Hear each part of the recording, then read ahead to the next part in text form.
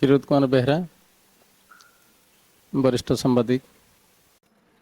जाहो आज पवित्र श्रीराम नवमी तिथि रे ज्योतिप्रभा न्यूज आज चतुर्थ सोनक्षेत्र उत्सव राधा माधव मंदिर परिसर रे यथाविधि पालित होउछि।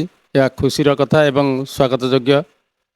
ज्योतिप्रभा 3 वर्ष तले जन्म नहीं आज चतुर्थ वर्ष रे पाद थापिछि।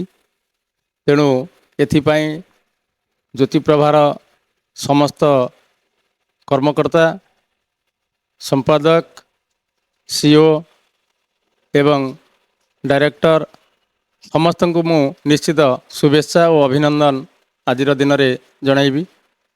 बड़ कथा होउछि वर्तमान समय रे ज्योतिप्रभा भली एक न्यूज चैनल रो आवश्यकता निश्चित रही।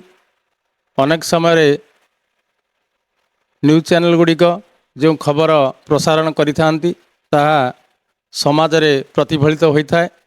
तेणु सेथिरु ज्योतिप्रभा न्यूज रो प्रभाव केते दूर प्रतिफलित हेउछि ताहा मध्य एबे पाठक एवं दर्शक माने अनुभव कलेनी।